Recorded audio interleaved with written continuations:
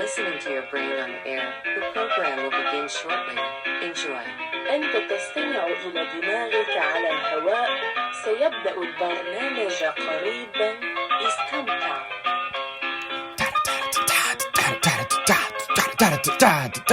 Good afternoon, everyone. Welcome back to Your Brain on Air. I am your host, Ollie Vogt Larson, and I'm so sad to say it, but bye-bye, Mrs. Bondi. We all will miss you terribly. Your fire will not die with us, ladies and gentlemen. Our favorite blonde, screechy aunt is gone now. I was actually very distraught to hear about this on Good Friday. Actually, not on Good Friday, the day before Good Friday. This ruined my Easter weekend, ladies and gentlemen. But listen, If you're good at shouting down people at Walmart, if you love causing a scene at family get-togethers, you actually are going places in this new kind of open golf game government pool party style that we're doing. People that have abrasive, angry, kind of bleach, you know what I mean, type personalities where they're icky to smell, they're icky to look at, they're icky to be around. They have a place in the world now, and it's in government, folks.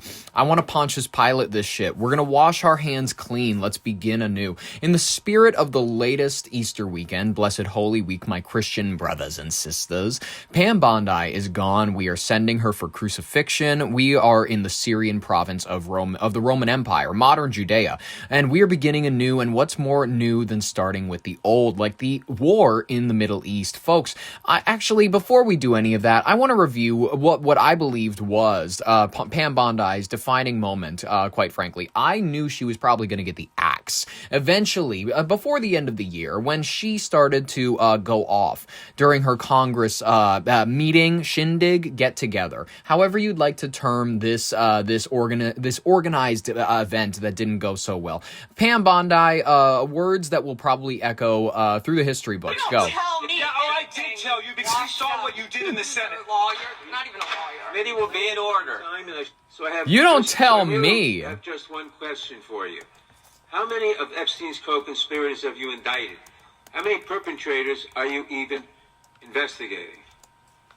First, you showed it. I find it. How many have you indicted? Excuse me. I'm going to answer the question. Answer my question. No, I'm going to answer the question the way I want to answer the question. No. Yes, she is. That's the way I asked it. Chairman Jordan, I'm not going to get in the... What I loved about her is you tried to define her. You tried to tell her who she was. You tried to say anything about anything. She would shout you down real quick. She wasn't about to let anybody tell her who she was. She was going to tell you who she was, and maybe even who you are. Got her with these people, but I'm going to answer the question. How many have you indicted? Again, the time belongs to me. My time. The time belongs. I think it's very interesting. My time. I think it's very interesting. You can when he talks about they indicted, the president said they indicted him twice. Mr. Chairman, please stop the clock and restore his time. Okay, here we go. The time belongs to the gentleman from New York. Theatrics. We will give you a few more seconds. We will do that. But when you ask the question, when she saw theatrics, when she saw silliness, even not from her own administration, but when she saw silliness, it was not going to be a foot around her.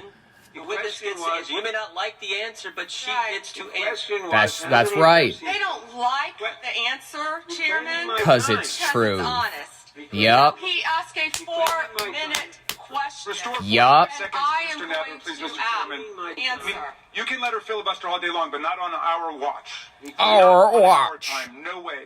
And I told you about that, Attorney General, before you started. You don't tell me. Yeah, I did tell you because you saw what you did in the Senate. You're a lawyer. Not even a lawyer. You're not even a lawyer. That's right. He's not even a lawyer, ladies and gentlemen.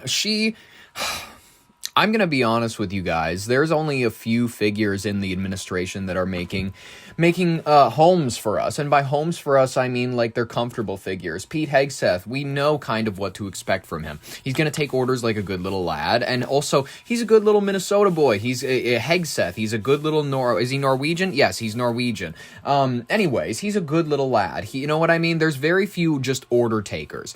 Pam Bondi is an order taker. J.D. Vance, I don't know that this kid is an order taker. I think he's been organizing the coup to supersede the MAGA movement, basically since his original campaign that was funded by Peter Thiel. He is organizing a coup actively. And he knows that he needs to redefine the MAGA movement in his favor. And it's going to be a tech-friendly future. It's going to be like, yeah, we're all going to do Starlink, and we're all going to have Neuralinks, and we're all going to whatever, manufacture emotions. You already do that with like drugs and money and all that other jazz, but now you're just going to do it, and we're not going to hide any part of it. It's going to take us into a very terrifying realm of human nature we haven't been yet, and I'm kind of all for it, unfortunately, because I know that it's inevitable. But it's either that, guys, or it's Marco Rubio eventually taking over the entirety of the world, at least the Americas. He's going to redefine what global politics is. It will be Rubioism. Rubioism is expansionism with a smile, with a giggle on your face. You know what I mean? And then maybe you're at a Mexican wedding and you're like, fireball. You know what I mean? It's like a bit of a rave energy. There's kind of, it's Miami. You know how in the 2010s the vibe was in LA? The vibe was with, people always wanted to take Instagram pictures with their Starbucks unicorn latte and whatever. Was it a latte? I don't remember. Frappuccino. I think that's what it was. And everybody just wanted to be in LA. LA was the entire vibe from about, I don't know, maybe, I think it was late 90s to the later 2010s. And then people realized California is unbearable. It's not my fault. It's not anybody's fault. But Florida, despite the weather events, despite all of the shindigs and whatnot, not on the East Coast. It's the West Coast that gets all the hurricanes. Here, even ask Google, which coast of Florida gets more hurricanes? There we go. Let's go. The Northwest Florida Panhandle. I told you, Northwest Florida Panhandle is statistically the most hurricane-prone area in the state. Do you know why? It's where all of the white Christians go to move. All of the Jews know to live on the East Coast because they control the weather, as was described and known by all of the intelligent people who've been on it, ladies and gentlemen. Of course, we're talking facts here.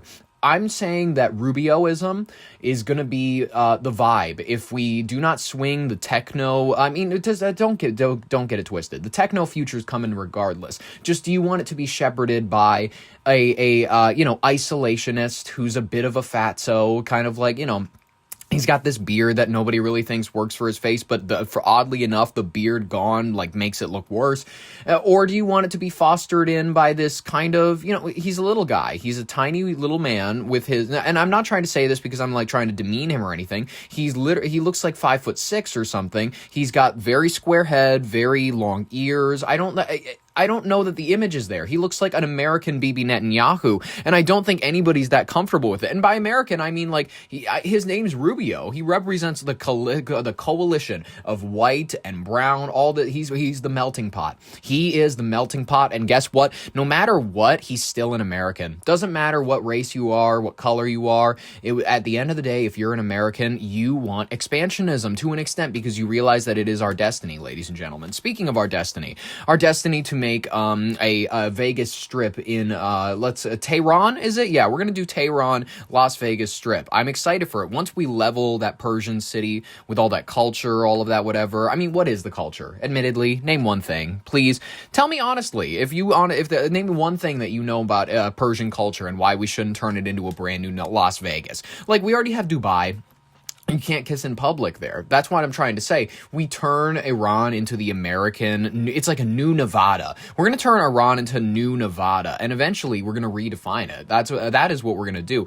Everybody who's going to live there is going to get tan. You know what I mean? It's going to be it's going to be like a Ibiza type of thing. It's going to be, Tehran will not be a province of fear over maybe you'll be thrown in jail because you wear your headscarf wrong. We're going to turn it from that into cash, cars, money, bitches, gambling. It's gonna be bumping. It's gonna be hot. It's gonna be the place to be, ladies and gentlemen. But first, we gotta blow it up and kill everybody. Speaking of which, let's cover everything that's going on there.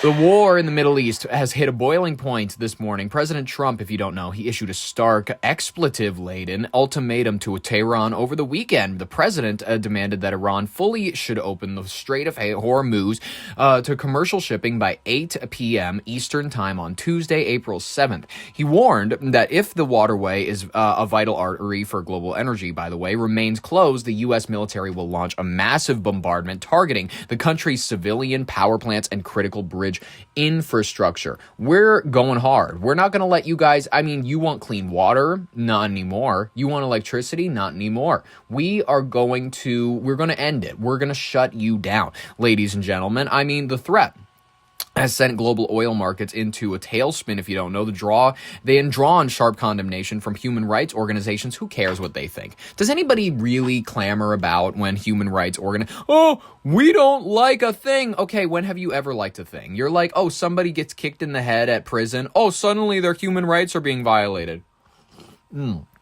Whatever, I had to take a sip of coffee. They're arguing that targeting civilian energy grids constitutes a violation of international law.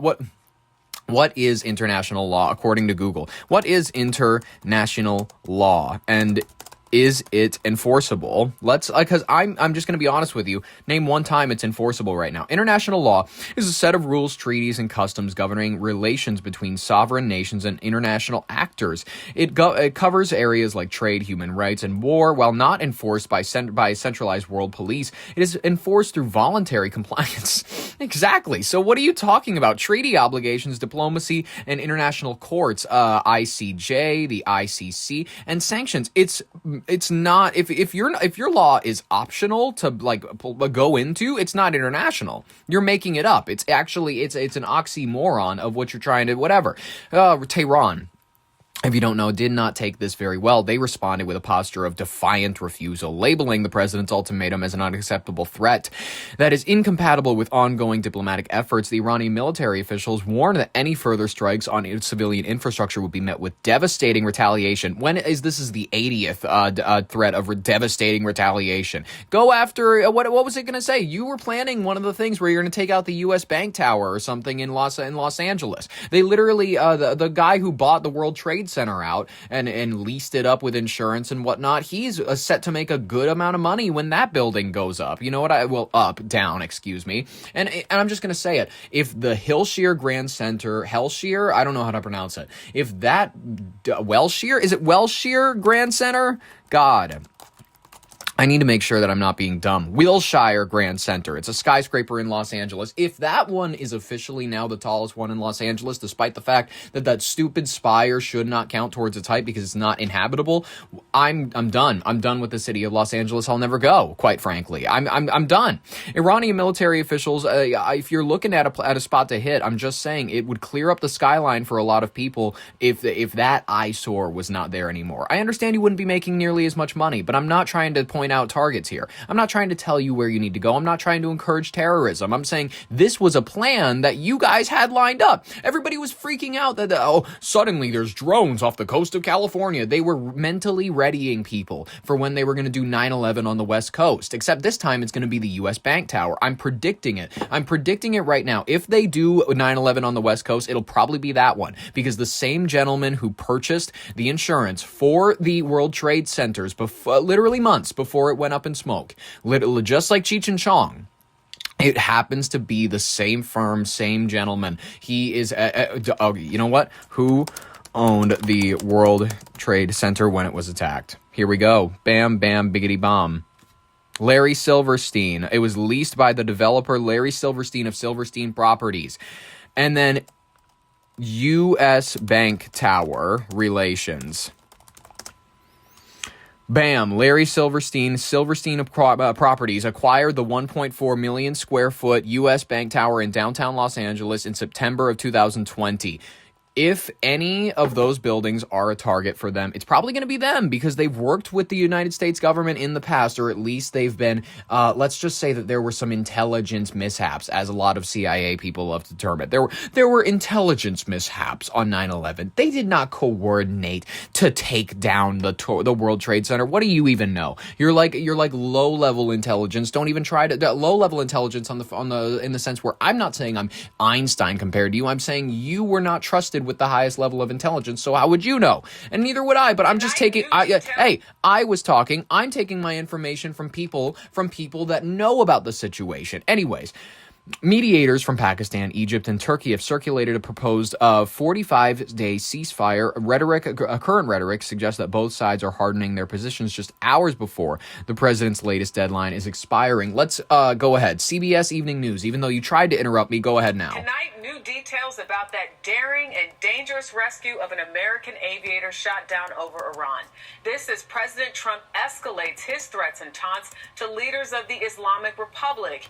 In a profanity-laced post today, Trump demanded Iran, quote, "Open the expletive strait, you crazy bastards, or you'll be living in hell." Trump ended the Tuesday will be Power Plant Day and Bridge Day, all wrapped up in one in Iran. There will be nothing like it. Open the fucking strait, you crazy bastards, or you'll be living in hell. Just watch. Praise be to Allah, President Donald J. Trump.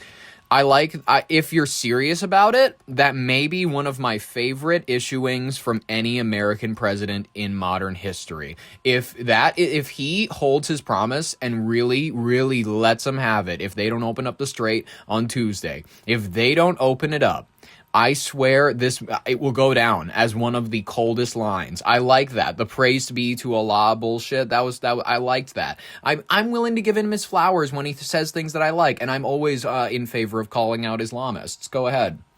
I hit play. Praise be to Allah. Iran tonight defiant and firing back. Missiles hit several targets in the Gulf region as well as this residential building in Haifa, Israel. CBS's Charlie D'Agata leads us off with new reporting on that harrowing rescue. Charlie. Good evening, Jerika. U.S. officials Good evening, Jerika. and White House sources tell CBS News this was a complex operation involving dozens of U.S. commandos and several dozens warplanes and helicopters in the search and eventual rescue of the F-15 crew member. Video this morning purports to show the smoldering wreckage of two U.S. C-130 transport planes that were involved in the rescue mission on a remote base in Iran. Sources tell us American forces blew them up in order to avoid them falling into enemy hands, standard U.S. military practice. Attack helicopters and aircraft kept Iranian forces from getting anywhere near where the crewman was hiding. Armed Iranians had been scouring the mountainous terrain to find him first, with the promise of a huge cash reward. Oh, But a Trump nice. administration official tells CBS News the CIA was deeply involved, not only in the hunt, but in a ploy to spread false information inside Iran that U.S. forces had already found him and were transporting him by ground out of the country. The race to find the two-man F-15 crew began on Friday. The pilot was rescued within hours of the fighter jet being brought down. He sustained some injuries. We have learned the second crewman is seriously wounded, according to President Trump. The downing of the jet came amid a fierce U.S. bombing campaign in Iran, including blowing up Iran's biggest bridge linking Tehran to key cities. Iran says more than a dozen people were killed. And Iran has continued to retaliate, striking an oil refinery in Iraq, launching strikes across the Gulf from Bahrain to Kuwait, Dubai, Saudi Arabia, and more missile barrages in Israel. I was a Marriott on fire, it looked like, ladies and gentlemen. If you, what's it called? I had a similar situation to this where I maybe you guys are going, I'm a little disappointed. I've been planning to go to Yemen for the longest time. I've been planning to go to Oman. I've been planning to go to Pakistan, Afghanistan, any of these Middle Eastern countries that are remotely close to this region. Turkey, even. I'm just going to call it Egypt, maybe even. I'd go as far as to say Ethiopia, Somalia, all of those kind of ones. In general, Somalia, I still wouldn't say, even after this conflict, maybe don't go. But if you were planning on United Arab Emirates especially, I know that's the hoppin' one. Everybody wants to go to Dubai and have the chocolate. But, in my personal recommendation, I would say that the wisest thing to do right now, one day I was planning on going to Las Vegas, and then one day I heard a story about, there was somebody that my parents knew when they went to high school. This gentleman, his mother keeps a page active to this day, where it is a missing page for her son, who went on a trip to Las Vegas. And it just so happens that when he went with, I believe it was a couple of his friends, he went out with some friends out on the strip, and then eventually he got separated from them somehow, some way, and he's gone. No one ever found him again. And people just disappear. What I think is that this is take that sort of risk that there always is with a trip, going to an area like Dubai where there's, gambling, there's, alcohol, there's party culture, all of that kind of has a Las Vegas vibe out in the desert, all that jazz, but it still has water. It feels kind of like a weird, like, should this city even exist, whatever. My point is, with Las Vegas, take that, but you add in, like, airstrikes. So imagine you are in the Pyramid Hotel. I forget, the Luxor. I think it's called the Luxor. And, you're checking out the sights. You're looking at the big castle, the Excalibur or something. You're walking in a let's call it 98-degree heat, maybe 100 or so if you're lucky. You know what I mean? If you're lucky on a good day. And suddenly you go, well, shoot, I think that we have to cancel our reservations. And your wife goes, why is that? Is like the, what's it called, closed at the what's the Roman one? Caesar's Palace? Did our reservations get canceled at Mao at Caesar's Palace or whatever? And you go, no. See, it's weird. The video I'm seeing right here, it looks like the Caesar's Palace isn't there anymore. It looks like the hotel's on fire. It looks like the majority of the building is rubble now. And then that's when you and your wife, you'll look down the strip and you'll notice that a black cloud of smoke where the Caesar's Palace used to be, that's all that remains. And then you hear the screams of parents trying to get their kids out. You hear people, blowing whistles, trying to surge through the rubble. And then you go, maybe we should head back to the hotel. And then eventually you will be struck. But you have to choose. That's the thing. Choosing things that are right on the strip, never a good move anymore. Those are going to be key points of infrastructure. So you have to go with... This is a time when you, like, if your parents were broke asses and they were like, we're staying at a motel, we're going into the city during the day because that's the only thing we can afford. Your parents were actually trying to save you. So next time you're out on route whatever and you're like 6 miles from the city and they're like, yeah, in order to do anything on this Las Vegas trip, we have to drive into the city every single day. Take that to their funeral and say that they were the most gracious people. They protected us at all costs. They made us drive into town every day, despite the fact that we whined and ached about it because they knew that it would protect us from an airstrike. Today, President Trump set a deadline for Iran to open the Strait of Hormuz by Tuesday. And Tarika, he said there will be a press conference tomorrow afternoon from the Oval Office with military officials when they will share more details of the rescue operations. Charlie D'Agata from London, thank you. Tonight, the president's latest demands on Iran and his language are drawing scrutiny and criticism. Oh, really? CBS's Torian Small is at the White House with reaction from some lawmakers. Torian. Good evening, Jerika. For the first time since he addressed the nation on Wednesday, we saw the president, but it's this curse-laden social media post that's drawing attention. The president visited his Virginia golf club today shortly after lobbying that profanity-laced threat at Tehran that he's going to start bombing bridges and power plants on Tuesday. Iranian Parliament Speaker Mohammad Bagher Ghalibaf responded on X, calling Trump's threats reckless and telling the president, quote, "You won't gain anything through war crimes." In Washington, the president's post drawing condemnation. This is outrageous behavior from this president. There's no amount of cursing or boasting or tough talk that will cover up for the fact that this president didn't have a rationale and he doesn't really have a plan. Former Agreed. Republican Congresswoman Marjorie Taylor Greene called the president, quote, insane. The president's demands to reopen the strait appears to contradict what he said just a few days ago. Let other countries fight over the waterway. We don't need it. We haven't needed it, and we don't need it. Former head of U.S. Central Command Frank McKenzie telling Face the Nation Trump likely won't blink first. I would say the Iranians would be very well served to listen to President Trump when he says he's going to hit them, because he's proven that he's willing to do that.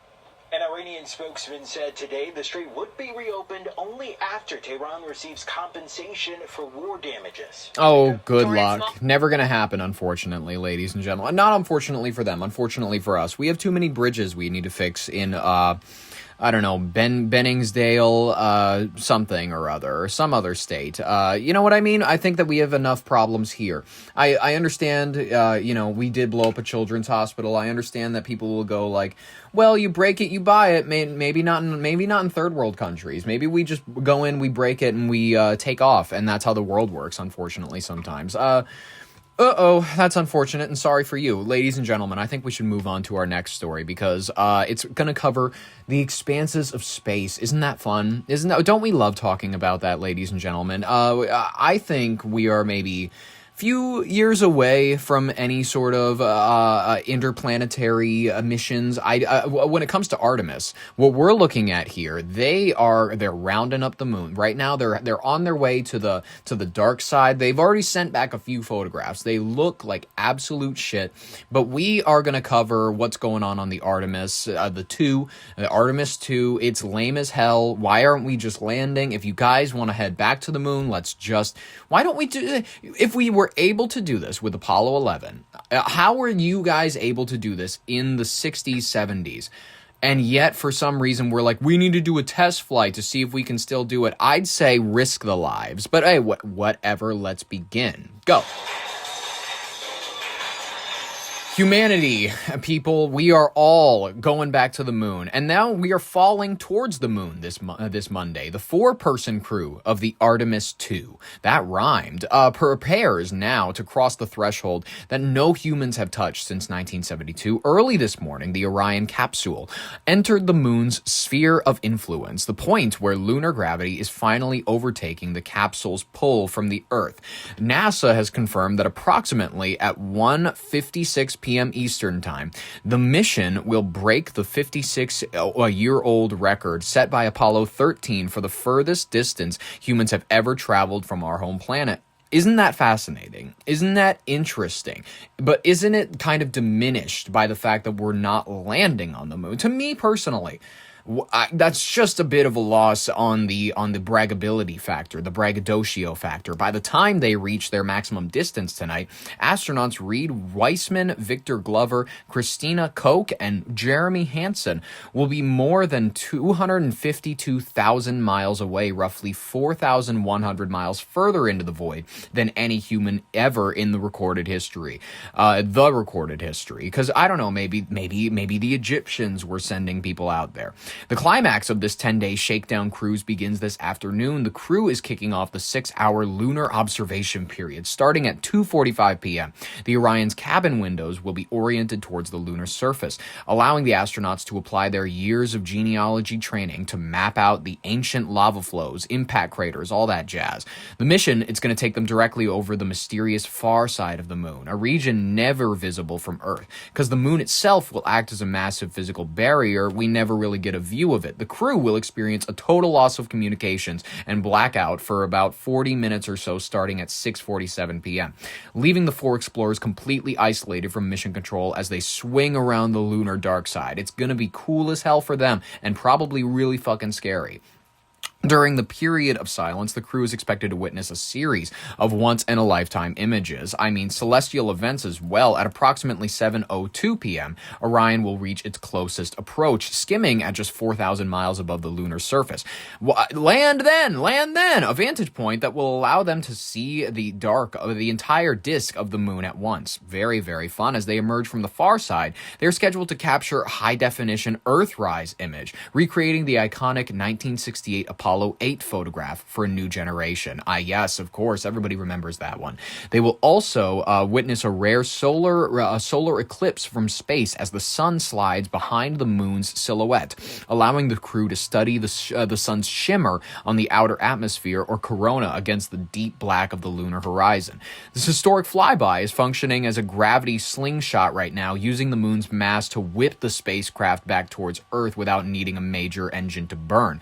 It's a critical last test of the free return trajectory that's going to serve as a safety net for future missions to the lunar South Pole. That's one of the main areas we want to go, because if you don't know, the entire reason that we're starting going to the moon again is in the 2010s. Technonauts, what is it?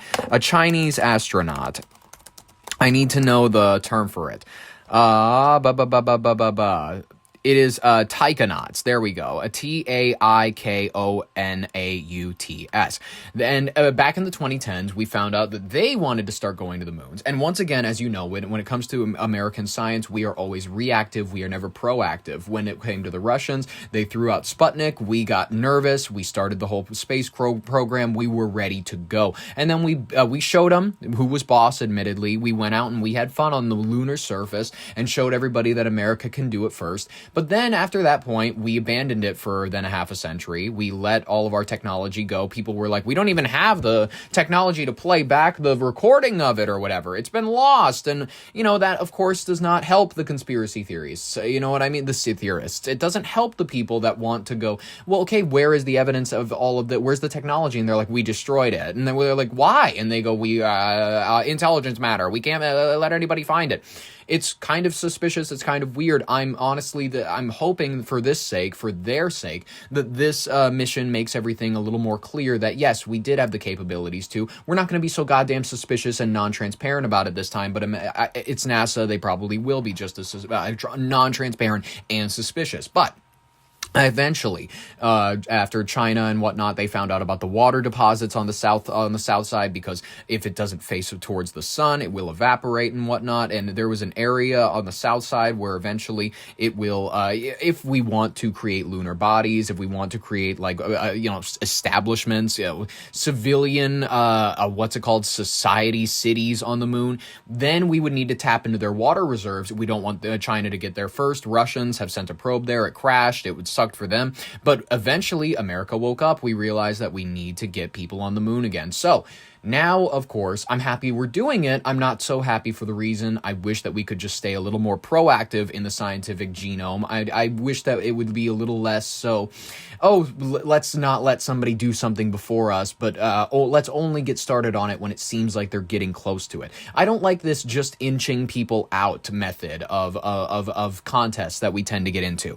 Anyways, if you are unaware, we're planning on doing eventually with this Artemis mission, with these Artemis missions. I think there's about 11 planned. We're hoping to establish camps there. If all goes according to plan, the crew right now will spend the next 4 days on a high-speed journey home. They're aiming for a splashdown in the Pacific Ocean this Friday, April 10th. For now, though, the Artemis generation is focused on the view outside of the window. They're becoming the first humans in over a half a century to see the moon, not as a distant light, but within their reach. It's going to freak them out. Let's get a little bit of a view from the Today Show. Thank you. This morning, countdown to the far side. The Orion crew sending back this one last look at Earth as they spent Easter speeding towards the moon in deep space. It's a time of emotions such as joy, as well as solemnness. On Sunday, all 4 astronauts donned their pressurized orange crew survival suits. We are fully suited. A critical test in the event of a future decompression emergency. But their entire 252,000-mile journey to the moon has all been building to today. At 2:45 p.m. Eastern, Orion will be flying 4,000 to 6,000 miles above the lunar surface, giving astronauts the widest, best view ever to photograph the far side of the moon. For 7 hours, the crew will work in pairs taking photos.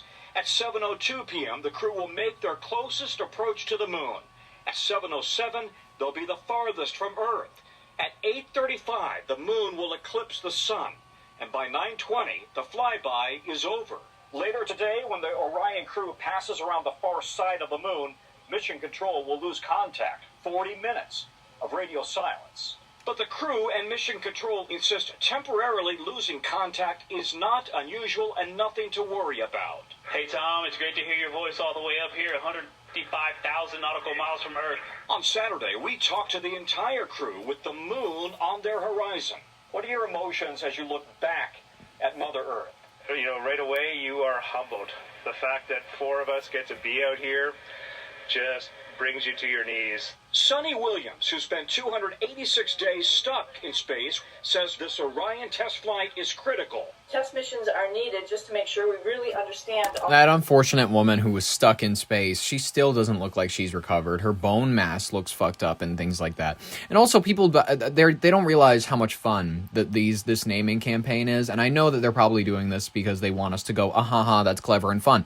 The Apollo missions are the ones that took us to the moon in the first case, but people are very unaware of Artemis. They're like, that's a very curious name. They named it after the woman from It's Always Sunny in Philadelphia. No, if you don't know, Artemis and Apollo, they're the divine twin children of Zeus in Greek mythology. They're born on the island of Delos. Artemis, she was born first. She is the fierce goddess of the hunt, wilderness, and the moon. Her brother Apollo, the god of music, prophecy, healing, and the sun. They represent the opposite sides of nature, and they serve as powerful protectors and whatnot. Artemis, actually, this is weird, she assisted her mother in delivering Apollo immediately after her own birth. It's just a little odd detail to the stories. But whatever. It's just, I like the naming campaigns. I like the Greek shit. It's very fun. I'm assuming they're doing rituals in order to get these things to work. That's exactly how the space program began at first. Whatever. all the systems. You can put everything together on the ground, but really not know exactly how things are going to work in that environment. Yeah, and again, a reminder that this is all about setting the stage to land on the moon, hopefully in 2028. Let's explain one thing. You know, yes, the Apollo astronauts did fly around the far side of the moon, but they were so close to it, they could only see what was right out their window, right? So now you've got the Orion crew that's going to be 4,000 to 6,000 miles out. They'll get a big one. 4,000 to 6,000 miles out. It's going to be the clearest view that we've gotten in a while. I mean, I understand if no one else is very excited about this. I understand it might be goy slop to some extent to engage. Listen, not goy slop in the sense where scientific engineering, blah, blah, blah, is not goy slop. But distractions are goy slop. We never engage in this unless it's a distraction or unless it's geopolitically helpful to us. It's a new space program. Perfect. It'll get us to stop talking about war. View with fantastic modern-day cameras to photograph everything. And one last note, Jeremy Hansen, the Canadian who's on board, officially won his astronaut gold wings yesterday in a ceremony on board the station. He was the only astronaut who'd never been to space before, you guys. Oh, that's pretty cool. All right, Tom Costello. Tom, thank you. Thank you, Tom. We're going to bring in former NASA astronaut Mike Massimino. Mike, good morning to you. Good morning. So this drive-by of the far side of the moon, which brings back memories for your dorm room, doesn't it, with that Pink Floyd album? Yeah, Dark Side of the Moon. Shut anyway, up. Back to business. What do we expect today? I think it's going to be spectacular, Savannah. I really do, because this is the first time that people have seen some of these areas of the moon. And they, as Tom said, they have these high-definition cameras. They've been trained for a lot of things, but a lot of their training has been for this. So they'll be looking for craters, for difference in the surfaces, different colors, checking out the moon in a detailed way as much as they can. And they'll be taking shifts. It's going on for 6 hours. So they're going to be on for an hour, and they're going to be relieved by 2 other crew members, and they're going to be switching back and forth. Toward the end of this, as luck would have it, based on where they launched, they're going to get an eclipse of the sun by the moon for about an hour. Wow. Remember the eclipse you guys covered? We were on about 2 years ago? Yeah. So the moon is going to be blocking the sun, and they'll be able to see that ring of fire around the sun, so they can study the sun and the moon at the same time from that vantage point. And I think the way they're going to describe it, as you've interviewed these guys, right, they're very eloquent in the way they describe things. So I'm really looking forward to the way they describe the experience and the pictures that they'll provide for us that we've never seen before. It's really amazing to think that you're going to have 4 human beings that are going to see something that no human being has ever seen before. Besides that amazing view, what else are they going to be doing in terms of the mission over the next few days? Mike? This is how, like, your grandpa who was in Korea describes the peep shows that they had for the soldiers and shit. They're like, we would go into the city and whatnot, and there would be these women that if you gave them a $5 and whatnot, they'd pull up their things for you, and me and the boys would go crazy for it. It's like that view'd be wild. It's like I love the characteristic description that humans, that it's like no one else has seen this before. I love the way humans get excited over things. This same passion you see in things is the same thing you'll catch from people at a bar who are just like meandering through a story over a drink. One other thing to add is they're going to be going further than astronauts have ever gone. They're going to break a distance record that was set by Apollo 13, so they're going to be further than anyone else. The other things that they've done and that they're going to continue to do is checking out the spaceship, making sure Orion works the way it should, all the systems coming back. Wait, you're checking it out still? Wait a minute. Wait. I thought that was what the first Artemis won. I thought it was making sure that... thought that was to make sure that the thing worked. Because if you're just up in this clunky can and you're like, oh, maybe it'll still work by the time that we head out, I don't love that. Comments on the toilet, the food, the sleeping, the exercise. I think it is, the last I heard. But they're going to come back with comments about that. Also, the study of the human body that far out in deep space. And we haven't had people there in so long. So a lot of data on that. And then all the data on the moon, they'll be compiling and sending all that stuff down to the ground and then preparing for landing. So we got to get them back, right? So they're probably going to have some rest inserted in there as well. You want to be rested for that activity. So they'll get some rest, they'll take some more pictures, some more data, and then get ready to come back on Friday. Mike, what does this mean for the future of space travel for us? As far, what are the next steps that is going to move this along? Well, the next thing to look forward to is a checkout of the lander, which we don't necessarily really have yet, right? There's a couple concepts that are being built. I think we're going to have at least 2 options, and they're going to be checked out on the next mission. And then after that, it's going to be preparing for the landing. So they're collecting data on spacecraft, people, and the moon to get ready to land. And we'll see how quickly that happens, but I'm hoping it's not going to be too long. Mike, let's go 2028 is their plan. 54 today, if they're on schedule. They'll be 4,000 miles further than Apollo 13 was in 1970. That'll be the furthest from Earth. That's from New York to Rome. It's a lot here, but how big is that in space terms? That's huge. So to give you an idea, where we've been for the last 50 years has been mainly around the Earth, right? Space. I believe Neil deGrasse Tyson described this in a way that I really liked. He has Star Talk, that one show that many people listen to. I'd recommend it. If you were to take like an Earth globe, let's shrink the Earth down to the size of a globe that you'd see at a school or wherever. Let's take, maybe 100 centimeter, not 100 centimeters, a centimeter or so.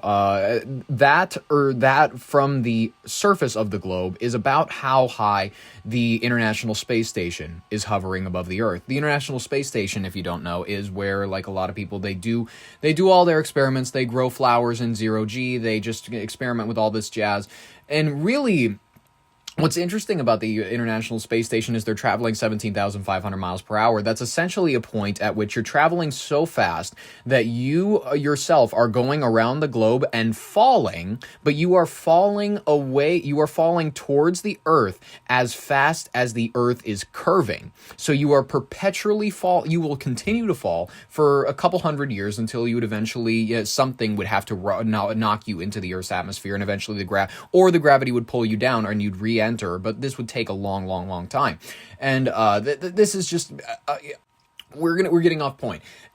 Essentially, if you took that school globe size, the furthest that some of these, what's it called? These billionaire playboy people, the trips that Katy Perry went on to space and all this sort of junk, these trips were only about the thickness of 2 dimes or so off of the surface of the Earth. So, distance-wise, they haven't been sending Katy Perry to like deep interplanetary. She's not going on like multi-day missions into space or nothing. It's I hope we continue to do things like that. I hope they send someone else to space though. Like maybe send Amy Schumer to space, send Tina Fey to space. I want other women, iconic females. Maybe what's her name? Octavia Spencer, send her to space. Station about 250 miles. Even where I was at Hubble, a little bit higher, 350 miles. They're going to be around 250,000 miles away. So for the last 50 years, we've been in orbit, but less than 0.1% the distance that these folks are going to be, just to give you an idea. Okay. So this is a huge undertaking. And with all the modern technology we have now, it's going to really contribute to what's going to be happening next. So. The fact that they can send back images and do interviews, Wi-Fi must be incredible. Well, I sent Victor some email, but I haven't heard back from him yet. I sent a group email with some photos, and they're able to. It's great. That's amazing. The toilet may not work, but the 5G is working. Oh, for fun and silly and gross. They actually recycle the urine into drinking water. It's whatever. I'm not trying to judge them for how they live. I understand it's a scientific situation. They just do what they do. Folks, I think we should hop into the rapid fire section of today's headlines. There's a lot of stuff, a lot of things going on besides people going into space. Like the Russians, they're not concerned with sending cosmonauts into space, but they very much are interested in tying up bitches, apparently, that refuse to give them money. Folks, new research estimates that Russian forces have suffered more than 1 million casualties in the war against Ukraine. And at the same time, Russia's territorial gains have been some of the slowest in modern history. Special correspondent Simon Ostrovsky, in a rare look at the Kremlin's war machine in this report, reveals the brutality and the corruption eating away at the Russian military from the inside. We have a couple images of soldiers, young men, and young, not boys. It doesn't look like boys exactly quite yet, but it's, you know what I mean? I think that, I don't know if they're conscripting 16-year-olds at this point, but these certainly look like young guys. You know what I mean? Like 18 still. This is a video of one of them taped to a tree. Here's a video of one of them wrapped up like a burrito. It looks like it's duct tape. It's curious ways to punish your own men. In Russia's military, men learn quickly to fear their commanders more than their foe. This is the treatment awaiting those who refuse to hand over their pay. Hundreds of videos circulating on Russian social media reveal horrific punishments by superiors extorting money from their men. Soldiers report being locked in cages, electrocuted, and sexually assaulted. Jesus. Those wounded, but lucky enough to survive, must pay thousands more to be declared unfit for service, or they're forced to literally limp into battle. Russian warriors, this is how we go to the front. Corruption, dictating who lives and who dies. Oof. In Russia, military cemeteries are running out of space to bury the dead, while the authorities are trying to keep the scale of their losses secret by blurring them on maps. New research published by the Center for Strategic and International Studies in Washington, D.C., shows the extraordinary price Russia is paying as its war in Ukraine grinds on into its 5th year. Between if they want to keep them going. 2022 and the end of last year, Russian forces have suffered 1.2 million casualties, which include the dead, wounded, and missing. Optional. Out of that staggering number, by the way, all optional. As many as 325,000 are believed to be dead. One of Too the bad. report's authors is Seth Jones, a former senior official in the Department of Defense. He said many Russians are dying because they're unable to pay bribes and are being sent to the front lines to be killed. They're being used as bait, so they draw fire. And when there's artillery that goes off, Russian artillery or Russian drones are able to, say, spot where Ukrainian locations are. Smart technique. Things I've been struck by as I've looked at the video footage that's come out of this war is that you often see soldiers who are totally unfit for duty. I'm talking about people who are on crutches, people who are missing limbs. You have to ask yourself, why is this happening? What kind of a strategy is that? I think this is where the Russians believe this is the least worst strategy because they have an advantage in numbers. Quite frankly, it's like, send in cripples. Why not? They might actually perform better than some of the men that we're feeding. You know what I mean? Because at that point, the men that we're feeding are just kind of pointless. Start using the cripples. The cripples you don't need legs to operate a gun. I think that's kind of the logic, and I don't even think that's a wrong logic. As a matter of fact, it's actually pro-inclusion, and I'm actually in favor of this. Ladies and gentlemen, speaking of things that I'm in favor for, prosecuting the children. The Crystal Police Department in Minnesota said that between 75 and 150 children caused a commotion at Becker Park earlier this week. Police allege that they came from the outside of the city via rideshare services. After clearing the park, police said that they spent the next few hours dispersing splinter groups in other parts of the city. Numerous arrests were made, and some kids were banned from the park for 2 years. Hubbard says that they're currently looking at charging some of the parents of the 11 to 16-year-olds who caused the trouble. When it comes to causing trouble, I think damage to property is a little more than causing trouble. It's a little more in the vein of, I think we can open the prosecutorial books. Okay, listen to this. A suburban police chief, we're talking about the suburb of Crystal, The police chief is actually talking about charging the parents of teens that are involved in a huge fight at a park. We're talking about 150 teenagers that are involved in this fight. So again, this took place in Crystal, and this mom, her name is Deanna Jones. She's at the park, Becker Park, with her 10-year-old daughter, and then people start fighting. So they get out of there, but she captured this video that you can see here, and things got so bad at the park that they actually had to close the park. The police came in and closed the park. This was the usual third night in a suspects. row they've had to close this park. So we're talking a group as large as 150 people. They were fighting. They had to deploy pepper spray. They were firing water bead guns as well. As for the future, Crystal police say they've added extra patrols around the park. They also say they're that'll working fix with it. city staff on other ideas to stop some of those gatherings from taking place. That'll fix it. One-time solution like that, we're never going to hear about a teen takeover getting out of hand or whatever. Matt Gaetz claims that the U.S. runs a forced breeding program merging humans and extraterrestrials. We knew this. Unfortunately, you're not breaking news here, buddy. We've been listening to Uncle Jones, Uncle Alex for the longest time. I used to listen to him too ever since I was a kid. Everybody knows about the extra-dimensional aliens that have been forced to breed with humans. If you are the one that is going to be credited by the media for breaking this news, and we're not going to be honest that it was Alex Jones, or even further than that, we can talk about figures like Ted Gunderson, but whatever. That's bullshit. That's bullshit. That's bull honky. Matt Gaetz, confirm it for us. Interracial alien mating?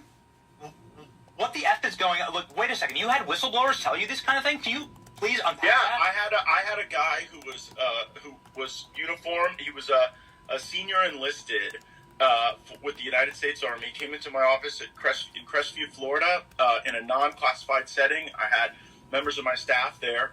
And what they explained is that the military ran a very secret program where aliens that were living were in forced breeding programs with humans that had been abducted from war zones and from even the caravans of migrants. Now, again, I didn't believe it. this, but what the whistleblower was telling me is that there were like between 6 and 12 locations around the country where this happened. Yep. And what he wanted was a group members of Congress to all show up at the same time at all of these different locations so that any of those activities could not be moved. And of course, it's a physical impossibility to get members of Congress to simultaneously show up at like 8 locations at one time.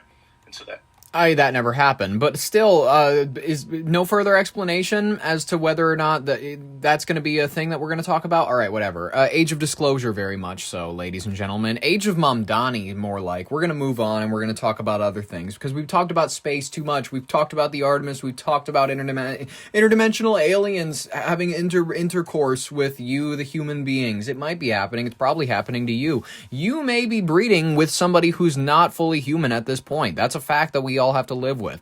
Your wife or husband or whatever, they could be an alien, not just because you got them from Algeria and maybe their papers aren't that, maybe they're not great, but they could be alien in the sense where they're Martians, and that's something we all are going to live with, just like how the residents of New York are living with the new age, ladies and gentlemen, the age of unaffordability. The budget is beginning to rear its ugly head, and the fans are feeling the wake-up call. Let's begin the discussion of Zohran Mamdani.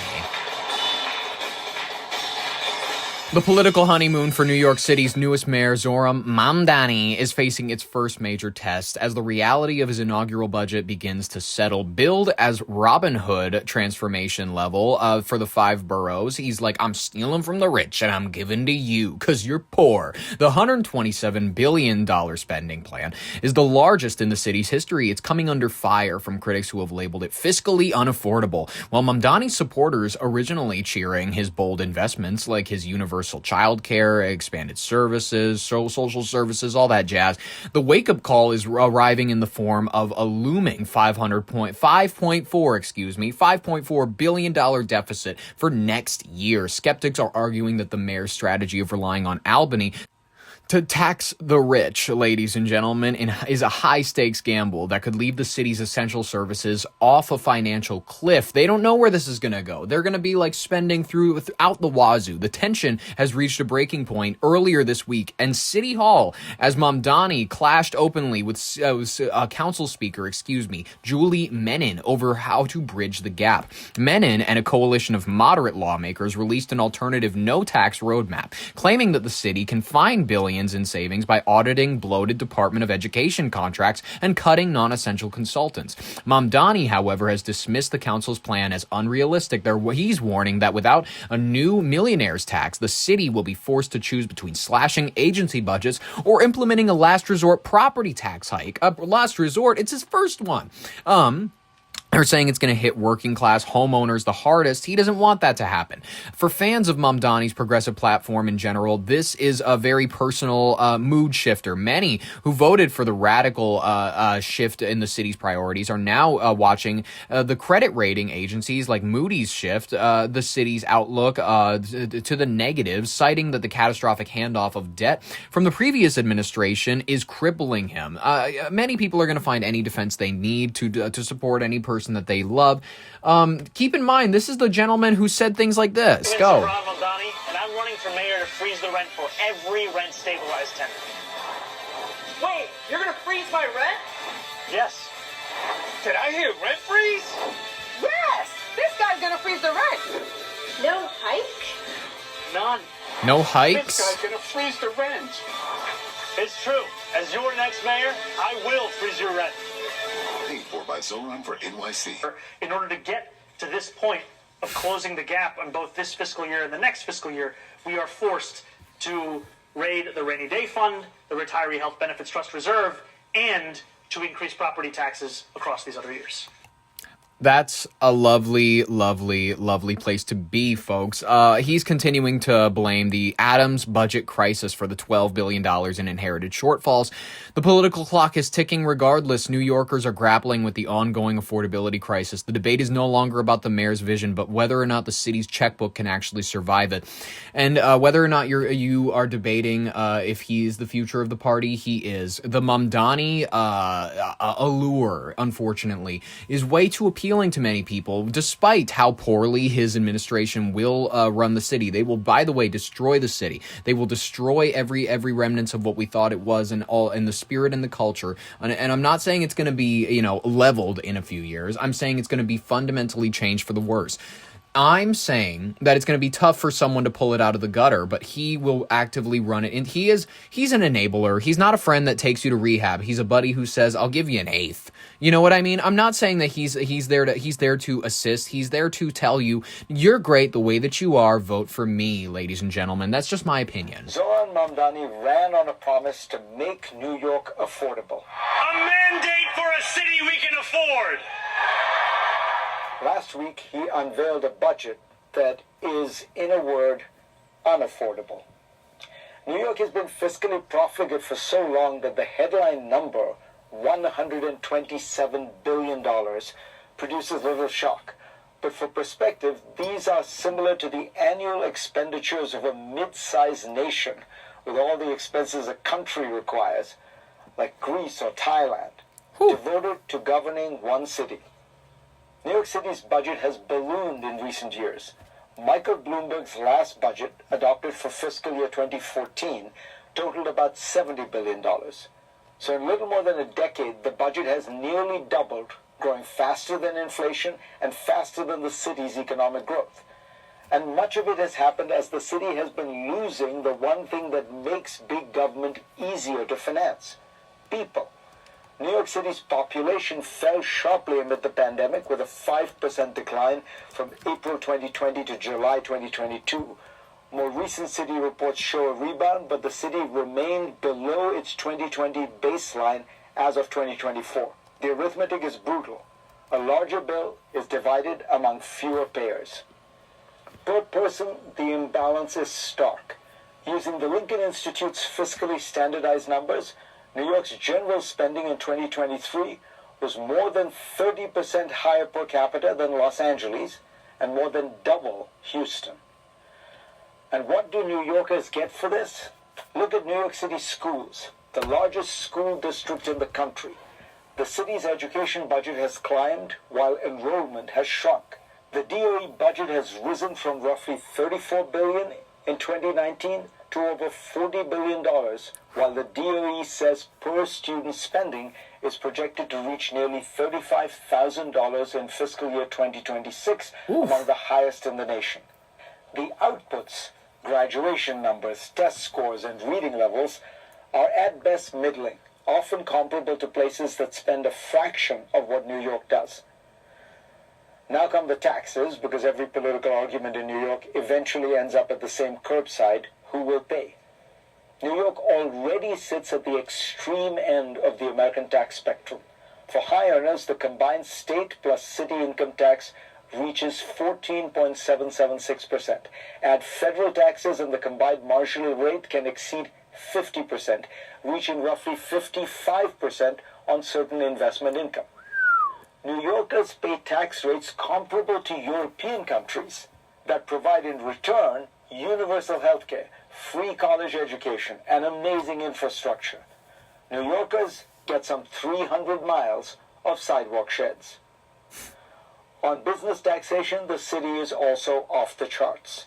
The Citizens Budget Commission reports that New York City business activity faces the country's highest combined corporate tax rate, 17.44%, on state, city, and regional layers are stacked. Mamdani wants to hike income and corporate rates even further, or else he says he will raise property taxes by almost 10%. Property taxes already made up more than 27% of the cost of home ownership in the city as of 2022, above the national average. New York is really a prime example of a problem Democrats seem unwilling to confront. Blue cities are out of control, promising more, spending more, delivering less, and pushing off the fiscal problems to some future day. Take Los Angeles, another one-party metropolis wrestling with affordability and disorder. The city's homelessness budget for fiscal year 2025-26 totals about $950 million. Over almost $1 billion. The Homelessness Services Authority reported that in 2023, homelessness was up 9% countywide and 10% in the city. And a 2024 AP account noted that homelessness has surged 70% countywide since 2015 and 80% in the city. All this amid public frustration despite billions spent. An audit reviewed $2.4 billion in city homelessness funding and found that officials could not reliably track where it went or what it achieved. Or take Chicago, with a mayor whose approval rating is deep underwater, where the pension promises are so large that they will surely bankrupt the city at some point. What is the theory of good government here? If the answer is keep adding programs, the city will keep producing unaffordability, because unaffordability is what happens when government becomes a machine that grows faster than the society it governs. Zohran Mamdani's basic instinct is correct. Focus on affordability, especially housing, but not by providing government subsidies. These only seem to have driven up the cost of rent, as subsidies naturally do. The city's rental assistance spending rose from $263 million in fiscal year 2020 to $1.34 billion in the most recently reported fiscal year. That is a 5 times increase in a handful of years, and housing costs only got worse. Matt Iglesias persuasively argues that the city should make it easy and routine to just build abundant market-rate housing. That will bring in more people, expand the tax base, fill the schools, and increase local GDP. And that will make the budget affordable. For Democrats in city halls, there is a choice. Stop governing as if the goal is to announce new entitlements, and instead make government work. Safer streets, functioning schools, predictable sanitation, and above all, enough housing that the middle class can find places to live. New York City does not need more soaring rhetoric. It needs more homes. Fareed Zakaria, ladies and gentlemen. I gave him the final word for today because I think he worded it better than I ever could, because I don't know. I'm just not quite as succinct when it comes to my critiques of NYC as he does. As he is, ladies and gentlemen. Exactly. I trip over my own words, and I send you into whatever the week has prepared for you. I cannot wait to be back at it again Tuesday through Friday with our broadcast. It's going to be great. I hope that you have a wonderful rest of whatever you call your Monday. I enjoy bringing these stories to you. I hope you enjoyed listening to them. In the meantime, I will subscribe if you want more, like if you liked it, ring the bell for notifications. If you'd like to see more, I'll be here back at it again tomorrow. And in the meantime, this has been your Brain on Air with Ollie Vogt Larson. Thank you so very much for listening, and bye-bye.